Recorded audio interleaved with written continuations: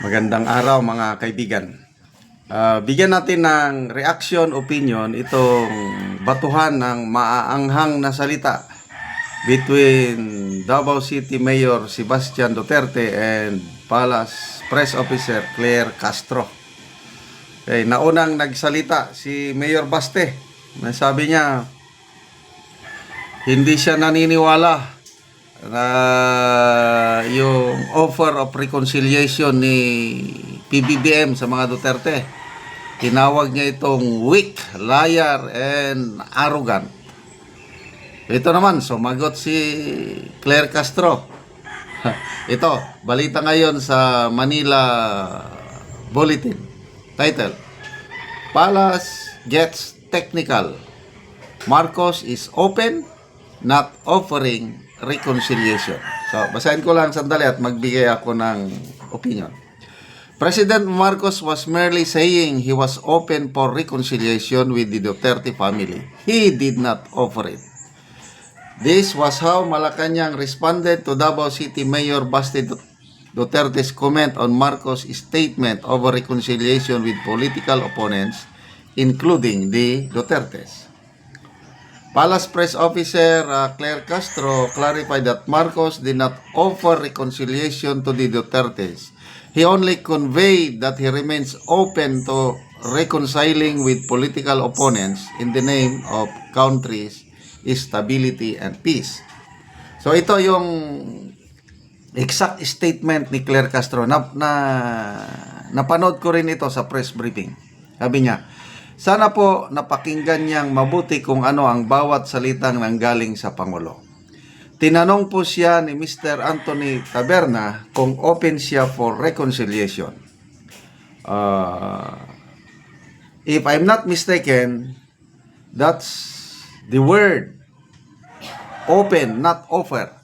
So malaki po ang pagkakaiba ng open for reconciliation at nag-offer ng reconciliation. Okay. So ito, palusot. Kasi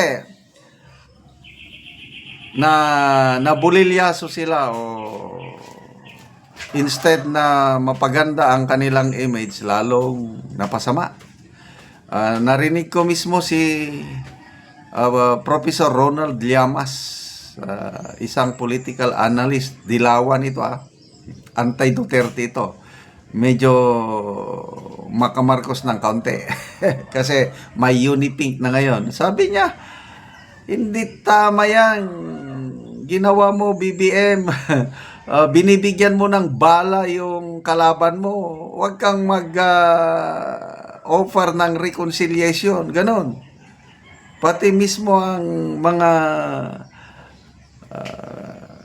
kakamping o unipink nila na kasama na nila, binabatikos. It's wrong to offer reconciliation. Huwag mo na silang hindi yan mag-work out, sabi ni Professor Ronald Llamas. Okay, ito.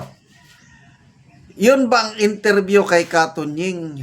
Basta-basta lang interview na parang umusbong lang na parang kaputi? O plinano? O ano sa tingin nyo? Ang opinion ko dyan is plinano yan. Yung mga questions na tinanong ni Katunying, sarili lang niyang kagustuhan o may approval ni PBBM? Ay ganyan ang style ni kahit nung kandidato pa siya. Napag-alaman ko na kailangan niya ng advanced questions. Mahina siya sa mga extemporaneous, yung matataranta lang siya kung matatanong siya ng hindi siya napaghandaan. Kaya palusot na lang nila ito. Sinadya nila yun, sinadya ni Katunying na tanungin yun, hoping na gaganda yung image nila nga, yes. Kasi nabulilyaso sila o napahiya sila sa midterm election. Kaya lahat itong mga ginagawa nila, yung interview kay Katunying, and then mamaya yung cabinet revamp, mass resignation, puros lang yan, theatrics, drama, para hoping na tataas ulit ang ratings nila. Kaya hindi ako naniniwala na open lang. Gusto nila para mapabango sila na as a father. O, ano ba naman yan, mag-o-offer ka ng kalagitnaan ng laban? Inimpeach nyo ang anak. Pinakulong nyo, kinidnap nyo ang ama. Tapos, at the middle of that political battle, sasabihin mo, open ka. O, granting na open lang. What do you expect?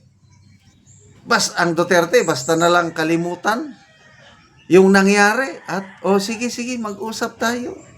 Ganon ba? Kaya in the first place, maling-mali, sa tingin ko lang opinion ko ito, maling-mali yung tanong ni Katunying.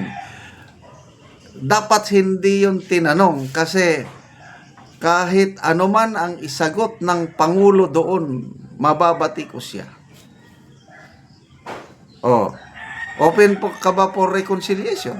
Pag sabihin niyang hindi, mapapasama siya. Ano kang klaseng presidente ka? Bakit hindi mo unite ang bansa? Ngayon, sinabi niyang oo. Payag naman ang mga Duterte with condition. Ayaw naman ng mga condition. No. You do not set a condition. Kung ayaw mo nang mag-set sila ng condition, di sana wag nyo nang tinanong yun. Wag ka nang pumayag na itanong ni Katunying dahil hindi talaga pwede ka ng reconciliation nyo at the middle of a political battle. Ay, nako. Kaya sabi ni, sino bang nag-post? Si Professor Malutikia man siguro. Kung sino man nag-advise noon, yung interview kay Katunying tapos mamaya cabinet revamp is 8-8. Lose situation sila. It just shows how weak yung leadership ng president is. Ganon ang nababasa kong comments ng mga political analysts, si Professor Malutikia and si Crisette Laurita. So, wag na kayong magpalusot. Hindi pwede, hindi magsilbi yung inyong open for reconciliation or offer for reconciliation. So, kaya nakarinig kayo ng manghang na salita kay Bon Mayor Baste. So, hintay natin. Baka sasagot din yan si Mayor Baste. Okay, salamat mga kaibigan sa inyong pagsubaybay sa ating channel. Nakakatulong kayo ng malaki sa tribong Talaandig ng Bukidnon. Dahil ang sweldo natin sa channel na ito is pantulong natin sa tribo. Sa ngayon, namimigay tayo ng mga yero at pako para ma-repair, maayos ang mga sira-sirang bahay ng tribong Talandig. Panoorin nyo ang video na ito. Muna ni ang nataga na mo ogero, ang katong silupin lang ang iyang atop. Karon natagaan gid siya ogero. Natabangan.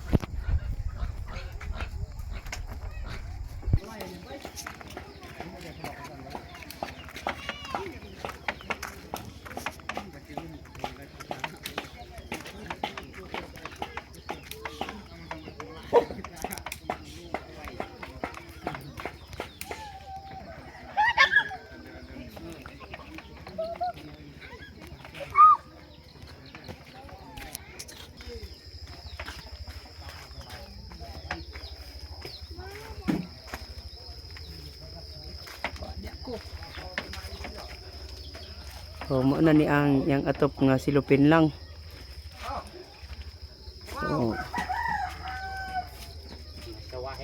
Ang tubig naputos sa silupin nga atop niya.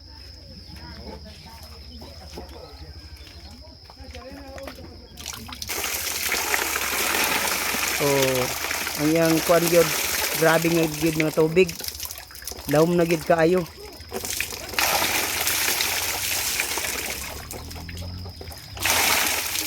Una ni ang makita sa ilang balay nga silupin lang in town nga dagan kay nga tubig nga masalod tungod sa ulan.